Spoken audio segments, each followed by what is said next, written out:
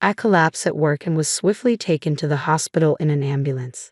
The tests revealed a serious illness requiring emergency surgery immediately. Feeling anxious, I called my husband. I'm about to undergo surgery. I think I'll be hospitalized for about a week to monitor my progress, I told him, expecting reassurance and support. A week, huh? Well, you'll be safe in the hospital. This is a good opportunity for you to take a break, he responded, his tone tinged with something that made me uneasy. Suspicion gnawed at me. After the surgery, during my recovery in the hospital, I decided to check his credit card statements. What I discovered shocked me. He had taken advantage of my hospitalization to travel abroad with his mistress.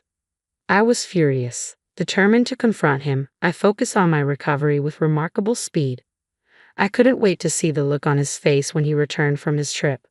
My name is Nancy, and Tom and I have been married for a decade. Lately, our relationship had grown indifferent, as if we were merely coexisting. With no children, we both worked hard, and money was never a concern. I had believed we would peacefully retire together. However, Tom had been acting strangely for a while now. He suddenly cared about his appearance and started dressing in expensive clothes and visiting trendy salons. Where have you been getting your hair done lately? I asked one day, noticing the change. It's none of your business, he snapped back defensively. His late nights at work or on supposed business trips had become more frequent. I hadn't paid much attention until I noticed the scent of perfume on him when he returned home late. This suit smells like perfume, I remarked one evening, catching him off guard. Oh, there was a woman next to me on the subway, he stammered, his excuse unconvincing. His behavior painted a clear picture of infidelity, and I was ready to confront him as soon as I was able. When I checked our bank account, I noticed our savings had been rapidly dwindling over the past few years. It was clear to me he was likely spending it on his mistress. Questions flooded my mind. Who was she? How could I uncover the truth? And if he was indeed cheating, what should I do? As I grappled with these thoughts alone, my appetite waned, and I sank into a deepening depression. Then one day at work it all became too much. Nancy, are you all right? My colleague's voice seemed distant as I began to lose consciousness. The next time I opened my eyes, I found myself in a hospital bed. The doctor explained that stress, likely exacerbated by Tom, had caused my collapse. Further tests were recommended, and I reluctantly agreed to stay overnight. Unprepared for an extended hospital stay, I called Tom immediately. Hello, Tom. I collapsed at work and was taken to the hospital by ambulance. An ambulance? Are you in the hospital now? Yes, they want me to stay overnight for tests. It's probably just stress, I replied, avoiding the real reason. Tom sounded relieved. What? You scared me there. So you're not coming home tonight? No, the test results will come out tomorrow. All right, I got it. The hospital will take care of everything you need, right? I don't need to come, do I? Hurt by his lack of concern, I insisted, I want you here to hear the results with me tomorrow. Do you really need me there? I won't understand what they say, Tom hesitated. I don't want to hear the results alone, I exclaimed firmly. Reluctantly, Tom agreed to accompany me to the hospital the next day. When we heard the test results together, it was like a blow to the gut. The tests show signs of a stroke. We need to perform surgery immediately, the doctor informed us gravely. When I glanced at Tom beside me, he appeared just as shocked by the news. After a moment's contemplation, he turned to the doctor with a question. So, that means she can't come home today, right? That's correct. We'd like her to stay in the hospital today, and we'll schedule the surgery for either tomorrow or the day after, the doctor replied calmly. As for discharge, it will depend on her recovery post-surgery, but likely around a week. A week, I see. Okay, Tom nodded, absorbing the information. Leaving the consultation room with a heavy atmosphere hanging between us, Tom muttered, I'll make a quick phone call, and walked off. I overheard him speaking to someone in hushed tones. She won't be around for a week. This might be our chance, he said before returning to me. As he hastily prepared to leave, I tried to stop him. Wait, hold on. Aren't we going to discuss? We've heard everything from the doctor. We just have to trust the hospital now.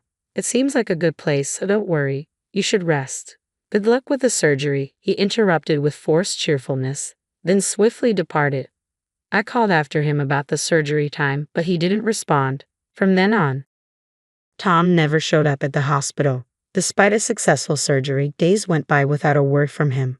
Calls to our house phone went unanswered, and his cell phone remained out of reach. The memory of that phone call now filled me with a sinking feeling. I logged into Tom's online credit card statement, and what I found was staggering. There were records of 2 airplane tickets to Hawaii, among other expenses, all while I anxiously remained alone in the hospital. Tom was evidently enjoying a lavish trip abroad with his mistress, but that wasn't all. The statement revealed tens of thousands spent on designer brands and dining at upscale restaurants, a level of expenditure I had never imagined. Digging deeper, I traced their accommodations and found her social media profile. It was filled with photos of her and Tom on romantic dates. She seemed certain they wouldn't be discovered. Confronted with overwhelming evidence, my anger towards Tom boiled over. Forgiveness was out of the question. I was determined to retaliate. As I lay in my hospital bed post-surgery, thoughts of revenge consumed me. Eventually, a plan formed, and with it, a newfound surge of energy unlike anything I had felt before. Before the surgery, anxiety had nearly crushed me. Now, my anger had transformed into a driving force. My sole focus was on recovering quickly to execute my revenge. Even the doctor who monitored my progress post-surgery was astonished. This recovery is remarkable. It's rare to see someone bounce back so swiftly, they remarked, with a faint smile. I have something urgent to attend to, so I'd like to be discharged as soon as possible. I informed the hospital staff, determined to accelerate my recovery. Miraculously, my progress exceeded expectations, and I was discharged earlier than planned. I chose not to inform my husband of the change in discharge date. There was no point. His phone would likely go unanswered anyway. Besides, I had no time to waste. I needed to prepare meticulously for my revenge. The first time Tom contacted me on my cell phone was on the original day I was supposed to leave the hospital. "Nancy, I just went to the hospital, and they said you've already been discharged." Yes, my recovery was faster than expected, so they let me go early. You could have let me know. It seems like my phone was off. My bad. Okay, I'll head home now. An hour later, Tom called again, clearly agitated. "Hey Nancy, what the hell is going on?" "What do you mean?" "Don't play dumb. Our house is gone." "Oh, you've noticed. I don't need it anymore, so I've cleared the land and put it up for sale. It's in a great location, so it should sell quickly." "What the hell are you talking about? You can't just sell our house. It's marital property." I didn't expect to hear marital property from you. What about the money in our joint bank account? That's marital property too. I've known for a while now that you've been spending it recklessly." "Well, there are various circumstances related to my work." "Related to work, huh? So going on an overseas trip with your mistress is also part of your job?" "How? How did you find out about that?" "You've been careless, haven't you? I can check the credit card statements too. I know about the plane tickets, the accommodations, the restaurants, and all the luxury items for women." Tom was left speechless, realizing I was fully aware of his actions. "I know exactly how much you've spent on your mistress," I said loudly. Tom fell silent. "You're the one who misused our marital property, so I'll be using the money from the house sale to cover what you've given to your mistress and as compensation." "Compensation? But what about our living situation after selling the house?" Tom stammered. "Don't tell me you expect us to keep living together. There's no way. I'm not staying married to a man who takes romantic trips while his wife is in the hospital." "Divorce? Wait, it was just a fling. I never wanted to divorce you." "If it was just a fling, why spend over $10,000? I want nothing to do with such foolishness. You chose a trip with your mistress over being by your wife's side during emergency surgery. To me, that says more than just a fling." "I can't live like this anymore," I continued, my voice firm. "You're not my precious husband anymore. I don't believe a word you say. I don't want to see your face again. I'll be moving into a new home and living freely. You can do whatever you want, even be with your mistress." "Are you serious?" Tom exclaimed. "You'll regret this," he added desperately. "What I regret is the 10 years I wasted with you," I retorted. "You've forgotten all I've done for you in those 10 years. Don't joke about providing for me," I continued with finality. "The money you wasted included our savings." Tom remained silent, realizing there was nothing more to say. "You spent all the money I earned from working, didn't you? Don't act all righteous now. Don't you have any sentimentality? Is this how you treat a husband you've been with for years?" Tom retorted. "That's rich coming from you. I'm just throwing your own words back at you. I shot back. As a kindness, I've put your stuff at the dump. If you don't hurry, the garbage collectors will take it. That's a lie, right? Damn it, don't screw with me. I'm done with you. Tom snapped and hung up abruptly. He was probably rushing to the dump at that very moment. When I disposed of the larger items, I placed the divorce papers on top, hoping he would notice them soon. After everything I had said, surely he would agree to our divorce. I was preparing to start anew, hoping never to hear from him again. But within a month, Tom called me again. What now? I have nothing more to discuss with you, I said, attempting to hang up. However, Tom's voice came through, shouting urgently. Wait, don't hang up. We haven't filed for divorce yet. I'm still your husband. Please listen to me. His unexpected plea left me with no choice but to hear him out. What do you mean we haven't filed for divorce yet? I asked, perplexed. After our conversation, I decided to live with her a bit longer. I wanted to observe before rushing into a divorce and remarriage. It felt like the right decision. Besides, she spends money like water and even talks about marriage. I listened silently, unsure how to respond to this sudden change in Tom's stance. I want to be a homemaker, but even with a ton of savings, it won't be enough if I marry her. I knew that even before you two started living together. I'm surprised you didn't notice her spending habits after showering her with gifts, I replied, incredulous. Tom, sounding oddly impressed, said, I see, Nancy. You're solid. From what you just said, I'm certain you're the only one who can be my wife. Excuse me, I couldn't believe what I was hearing. Nancy, let's start over. You've been sick. It must be scary to be alone, right? Was this guy an idiot? He wouldn't understand unless I spelled it out for him. I took a deep breath and raised my voice. Scary?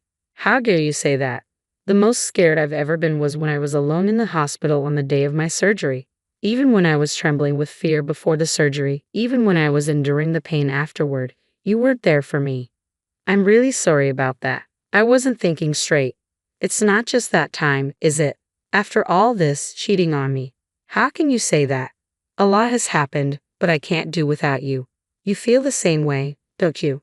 That's why you've been with me for 10 years, isn't it? Stop talking nonsense. I'm certain that I can't continue with you after what happened, I said firmly. I can't even imagine spending my life with someone I can't trust. So you don't want to give it another try? No, not at all. What about my feelings? My affection for you disappeared a long time ago. I still had feelings for you as a family member and thought we could spend the rest of our lives appreciating each other. But you trampled on those feelings. Tom fell silent. I left him with these final words. But I do have one thing to thank you for. Finding out you were cheating made me so angry that I felt like I couldn't afford to be sick. I decided to level the house and sell it before you returned from your affair. What the hell is that? Thanks to you, I recovered surprisingly fast. Even the hospital doctors were shocked. It seems my anger towards you became my motivation to keep going. So, thanks for that. Nancy, think this is over? No. Go to hell with your mistress. Goodbye. Without waiting for his reply, I hung up the phone and immediately contacted my lawyer. I couldn't stand postponing the divorce any longer. I had saved all the evidence of his infidelity, ready to submit to my lawyer. I was confident the divorce proceedings and the demand for compensation for emotional distress would go smoothly. By leaving everything to my lawyer, I wouldn't need to contact Tom anymore. To ensure he couldn't call me, I even changed my cell phone number. I doubted he would dare come to my workplace, but I had informed my colleagues about the situation just in case. Since Tom's bad reputation was already well known in the office, I believed they would alert me immediately if they saw him and help avoid any direct encounters. Everything proceeded exactly as I had planned. Tom, after hearing from the lawyer, obediently agreed to the divorce and accepted the demand for emotional distress compensation. As for his mistress, she apparently resigned herself to paying the compensation since she couldn't deny the affair. It seems she was ready to remarry Tom once our divorce was finalized, insisting on paying her part of the compensation from Tom's savings, treating it as if it belonged to both of them. At this rate, his savings would be drained in no time. He and his mistress seemed set to continue their irresponsible relationship, and I could see that Tom was headed for a tough time. Yeah, I had no sympathy for him. He brought this on himself by cheating with a money-grabbing woman. On the other hand, I managed to rent an apartment of the same size as before using the money from selling our house and the compensation from the divorce. The fruitless 10 years I spent with Tom wouldn't come back, but now I could live my life without being controlled by him. If I ever remarried, it would be with someone who values trust. I made up my mind to follow that principle.